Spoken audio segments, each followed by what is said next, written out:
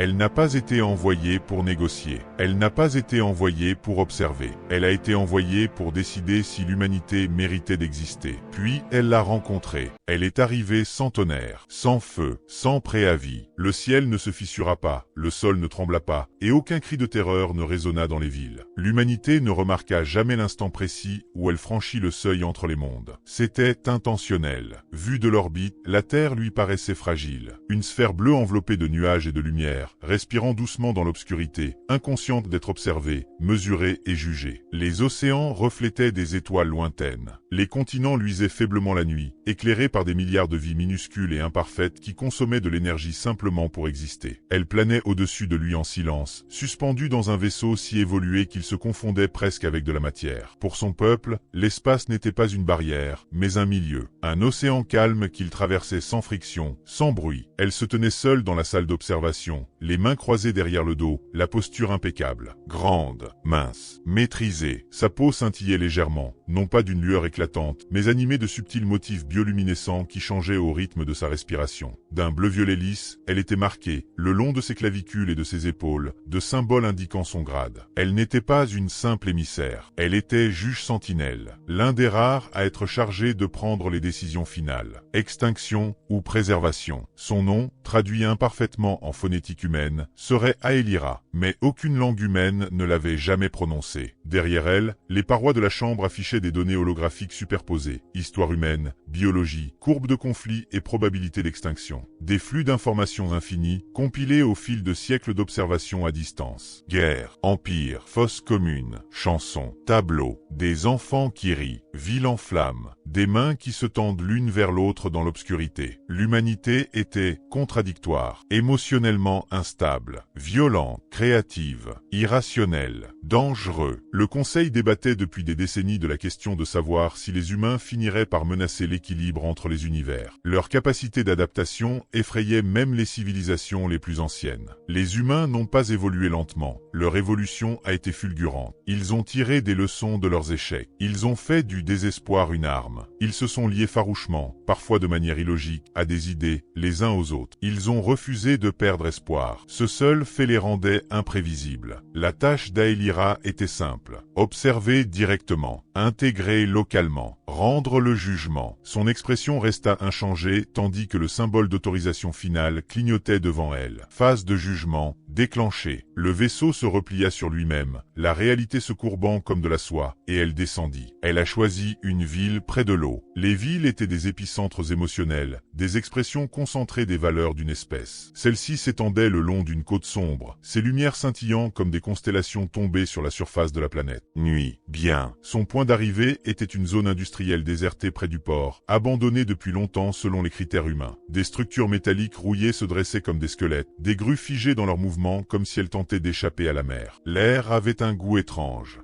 Huile, chaleur, vie. Ici, la gravité s'exerçait sur elle différemment, plus forte, plus insistante. L'attraction terrestre était primitive mais persistante, exigeant une présence, ancrant son corps d'une manière que l'espace profond ne saurait faire. Elle s'avança, ses bottes touchant le béton fissuré. Pendant un instant, elle resta simplement là. Écoute. Son oui s'habitua, filtrant le chaos en strates, la circulation au loin, les vagues s'écrasant contre les quais et le bourdonnement sur des réseaux électriques sous la surface de la ville. Les villes humaines n'étaient jamais silencieuses. Même au repos, elles murmuraient. Aelira ferma les yeux. Sa forme scintillait imperceptiblement pour les yeux humains, mais suffisamment pour que ses propres systèmes enregistrent le changement. Son apparence naturelle s'adoucit, se modifia et se comprima en une configuration conçue pour passer inaperçue. Toujours étranger, mais presque humain, sa peau devint légèrement terne. Les symboles bioluminescents s'estompèrent. Ses yeux perdirent de leur éclat. Elle portait désormais des vêtements simples, un tissu sombre, ajusté mais sans particularité selon les critères humains. Le mélange n'était pas une tromperie, c'était par courtoisie. Elle se mit à marcher. Les humains passaient devant elle sans la remarquer. C'était instructif. Il la frôlait sur les trottoirs, les yeux rivés sur de petits rectangles lumineux qu'il tenait en main, les oreilles saturées de sons artificiels. Certains se dépêchaient, les épaules voûtées, comme s'ils étaient toujours en retard. D'autres riaient trop fort, leur joie vive et éphémère. Elle a Tout répertorié, micro-expression faciale, le langage corporel, inflexion vocale, résonance émotionnelle, tant de bruit, tant d'émotions. Aélira avait étudié l'humanité à travers les données pendant des siècles, mais la présence changeait tout. Ici, les émotions n'étaient pas abstraites. Elles irradiaient le désordre, l'incontrôlabilité et parfois une force accablante. Deux personnes se disputaient bruyamment près d'un étal de nourriture, la colère jaillissant soudainement avant de se dissiper tout aussi vite en rire. Un autre était assis seul sur un banc, les épaules affaissées, la tristesse l'enveloppant comme un brouillard froid. Aucune cohérence, aucune harmonie. Et pourtant, elle sentit quelque chose d'inhabituel s'agiter à la limite de sa conscience. Curiosité. Elle s'arrêta près de la rambarde du port, observant l'eau bouillonner sous les lumières artificielles. Au loin, des navires se déplaçaient lentement, massifs et disgracieux, propulsés par le feu et le bruit plutôt que par l'élégance. Primitifs. Et pourtant, ils ont traversé les océans malgré tout. Aélira étendit ses sens, cartographiant l'intensité émotionnelle de la ville. Certains endroits brillaient plus intensément. Les hôpitaux, les refuges et les habitations surpeuplées. La douleur y était concentrée. La peur, l'espoir, l'amour. L'amour apparaissait fréquemment dans les données humaines. Une réaction d'attachement irrationnel qui défiait toute efficacité. Son peuple ne le comprenait pas. Il n'en avait pas besoin. Aélira se détourna de l'eau et s'enfonça plus profondément dans la ville. Elle a choisi l'anonymat délibérément.